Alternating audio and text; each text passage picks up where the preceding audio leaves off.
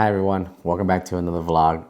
And before we start this one, I want you guys to let me know in the comments what topic we should talk about next. And also, I want to thank 90's Beauty Pro for sponsoring this vlog, and you'll get a little bit of video at the end, some of their products, and hope you guys will enjoy. But first and foremost, I think the topic we want to talk about today is the nail prices today compared to nail prices back in the 90s, early 2000s. Before we say anything, I'm not going to talk about inflation. I'm not going to talk about how much products are costing now. That should be understandable. That should be understood by everybody. We all deal with inflation. We all deal with, expenses. So let's talk about why nails has grown so much in price in the last 15, 20 years, let's say. So, as a nail tech that started in the early 2000s, 2007, mid 2000, I've definitely been through a lot of salons, and I've worked in a lot of clients with prices like what clients are used to back then, where a standard set $20, $25, and we didn't really have a lot of products back then.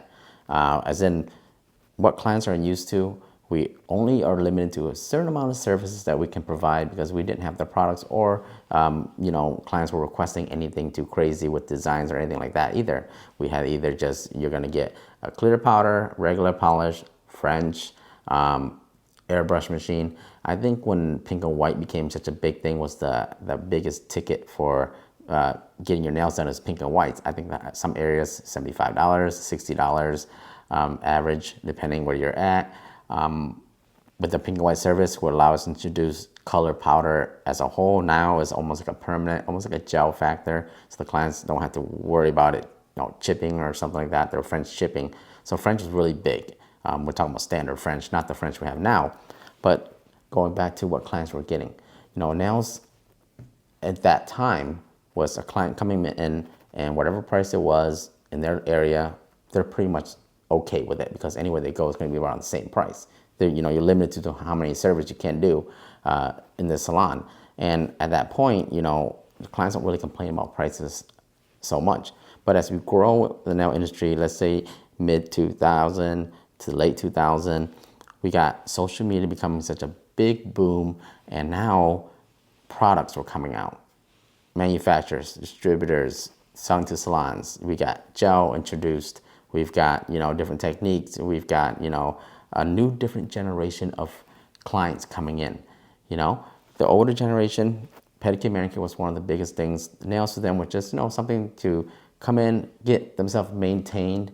It wasn't really technically a luxury service, I would say, back then as it's now, because it was definitely more affordable for that time because of the amount of service that was, available. And because it could be done quicker, there's, really no charge for a time factor. And because there wasn't really a lot of overhead with the products, because, airbrush, just putting on a white tip, you have a French there, acrylics and monomer, very standard expenses that you can really bulk up on and not spend too much on.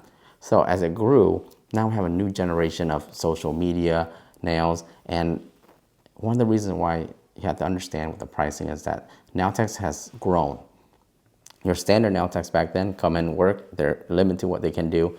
As social media grows, designs, products, you have a different type of generation of nail techs coming in, different clientele coming in also that requires and asks for certain things, length, different shapes. Things start to trend because it starts to be viral on social media, and then introduction of newer products, which overhead costs goes up, but we're not going to talk about that. We're talking about the artistic side from this industry.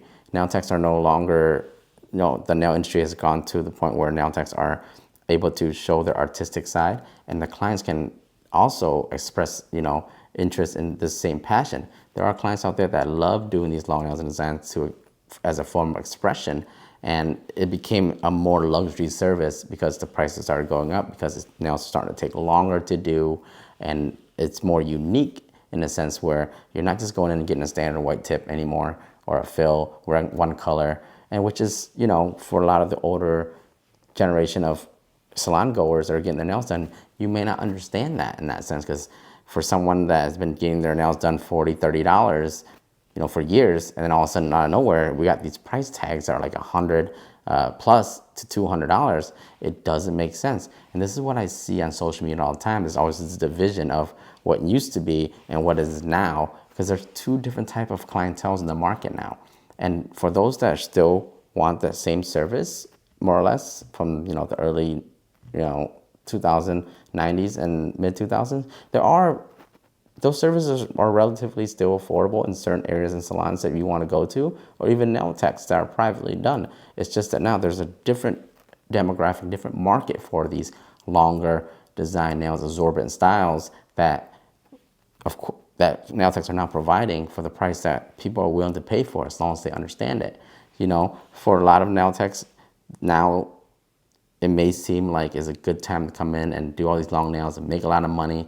And, you see it on social media all the time. So it does kind of feel like, we're trying to overcharge or in that sense.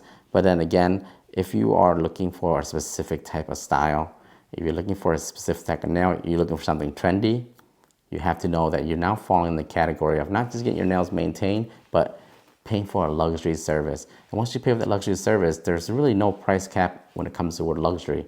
Luxury is just something that you're gonna overspend for because you can afford it and because you want it.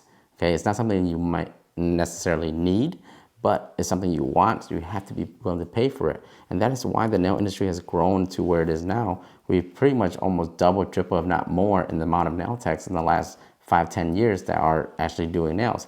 Licensed or unlicensed, that's another video, another story I'm not going to go over. But in that sense, as a nail tech now, we have to know that they are going to keep their prices stable, and that in the next 5 years, it's going to keep going up. Unfortunately, the price of nails are never going to go back to the way it was in the 90s and early 2000s, because we are not like the stock market.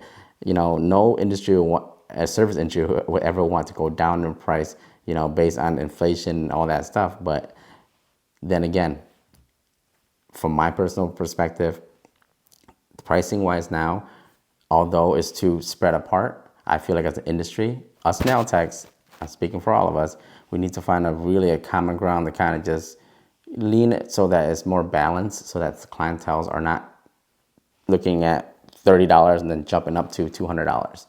But as clients, if you are watching this or you're getting your nails done, you have to know at which bracket of nails that you're interested in and what you're willing to pay for, and not so much of what you think that the nails are worth, because at the end of the day, the worth of the nails is subjective to whoever is paying for it. If it's not the nails for you and you're not paying for it, it makes no sense for you to tell it's too expensive, right?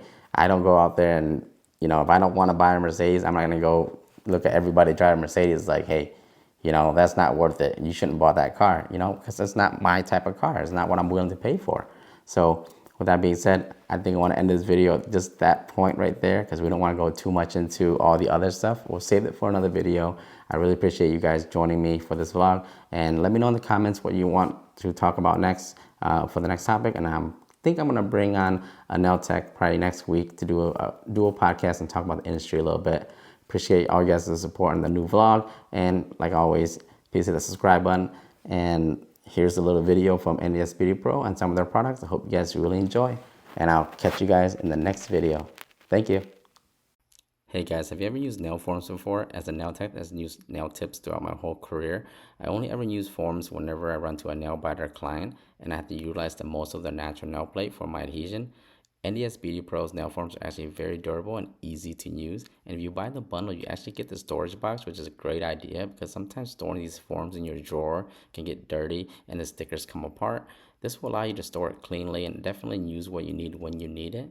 And then one of the upside of using forms is that you literally just need one form for any size, length, and shape nail. Compared to if you use nail tips, sometimes we have run out of a specific size, we have to buy a whole new box, and we have to have a multitude of different shape nail tips. With forms, you just need one form and you can work with all type of nails. This is definitely a great try. You can use my promo code NAILDAD at ndsbeautypro.com.